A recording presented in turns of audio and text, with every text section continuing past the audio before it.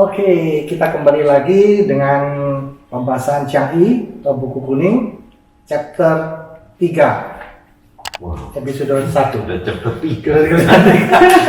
Rasa ya, pelan-pelan nanti kita beresin. Dari 1, 2, 3, 4, 5 seperti biasa 5 pertanyaan. Langsung ke komisi ya. Oke, nomor 1 ya. Mengapa Tao itu adalah konkret atau nyata dan mengandung arti atau aturan-aturan yang mendalam? Karena Tao adalah termasuk peraturan-peraturan atau hukum sehari-hari, maka jelaslah jika semua manusia mengerti Tao, dunia tentu akan lebih damai dan aman.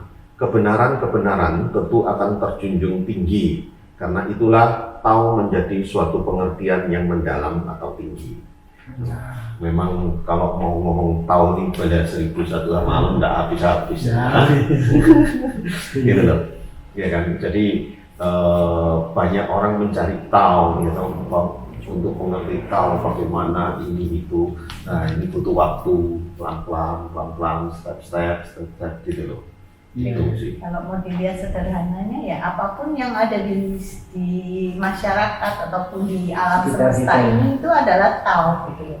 Nah, kalau kita mau belajar Tao ya mulailah dari diri kita sendiri terhadap keluarga bagaimana, terhadap diri bagaimana. Nah itu kita benahi sedikit demi Horizontal kita benahi sambil kita latihan untuk memperbaiki spiritual kita. Gitu. Ini sih apa panjang ini. Ini panjang nih. Ya, toh. Kita baca aja yang ini. Ya, nanti yang berikutnya aja tentang Tahu kan pelan-pelan kan paham ya. Ini di vlog awal ada. Terus kemudian orang baca. Ya. What is Tao? Lebih dalam lagi itu. Nah iya. Langsung ke nomor 2 aja ya. Ini. Mengapa disebutkan bahwa tenang menciptakan kepandaian?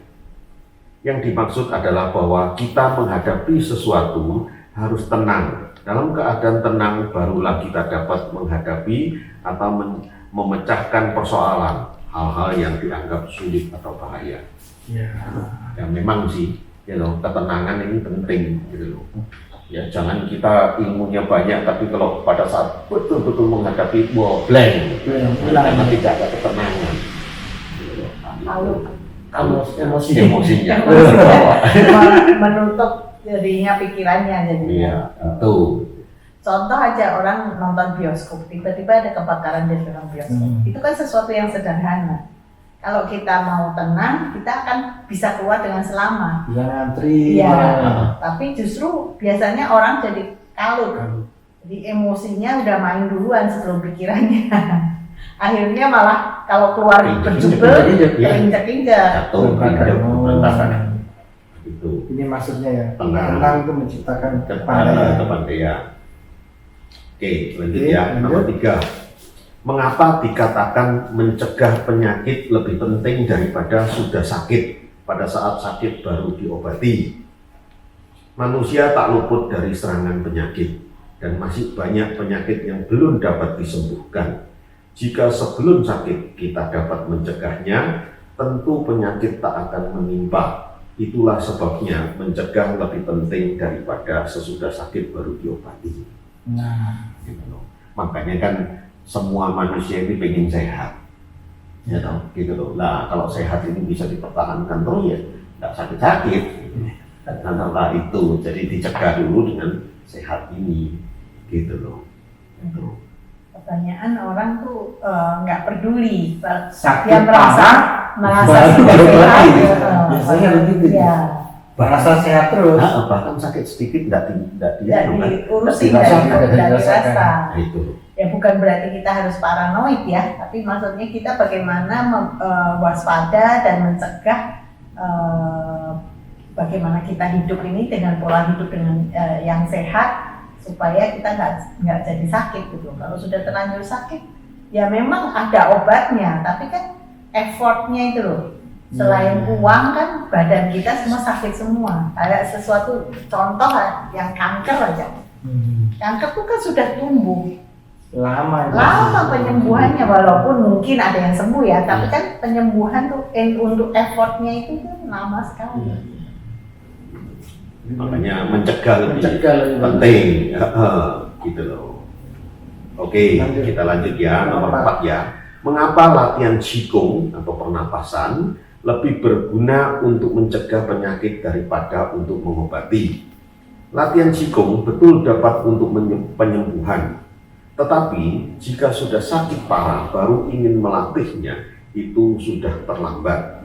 Jika sebelumnya kita sudah sering latihan, badan kita akan tetap sehat, peredaran darah bagus, hingga jarang sakit. Meskipun sakit juga, lebih mudah pengobatannya. Maka Qigong lebih berguna untuk mencegah penyakit daripada mengobatinya. Nah, kita masuk nih. Jadi kenapa kok Qigong? Karena konon kabarnya kalau orang nggak makan 40 hari mati, orang nggak minum 8 hari mati, orang nggak napas 15 menit mati. Lebih pendek kan, makanya yang diotak-atik napasnya aja terus gitu loh. Qigong gitu loh. Karena napas ini kalau napasnya bisa panjang ya, waduh umurnya panjang gitu loh, sehat.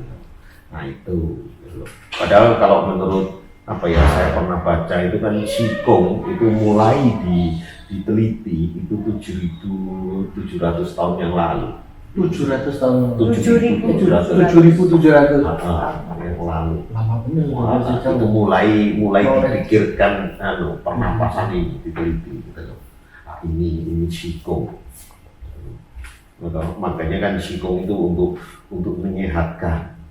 Gitu. Karena kan tarik napas, paru-paru bisa optimum mengambil oksigen, gitu, otomatis badan akan lebih segar, gitu loh.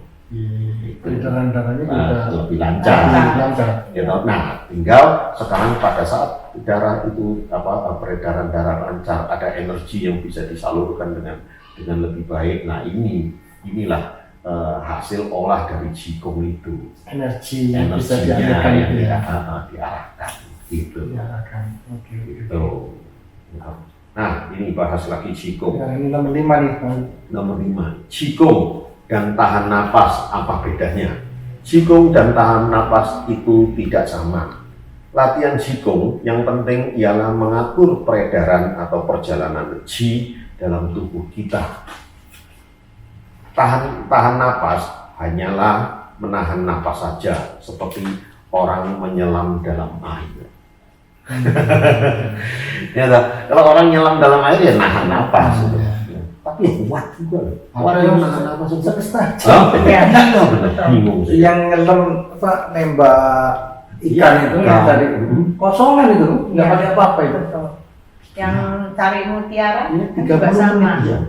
Yang cari mutiara di Aku kedalaman 5 menit. 5 menit pasti itu juga latihan kan, Bre? Iya, mulai kecil gitu. Nah, ini jadi sedikit beda karena Qi itu adalah energinya gitu loh yang disalurkan gitu lah. Ini bagaimana? Kalau tahan apa kan cuma tahan doang. Kalau Qigong ini ada energi yang Ya, dia selain mungkin ada tahapan menahan, mungkin ada tahapan yang mengarahkan mengarahkan energinya itu ke bedanya di situ ya. Sudah 5 pertanyaan, sudah selesai untuk episode 1 chapter 3. Ya. Thank you Bung Winsina. Thank you. Perjalanan spiritual Tao datang disenangi, pergi di kangening.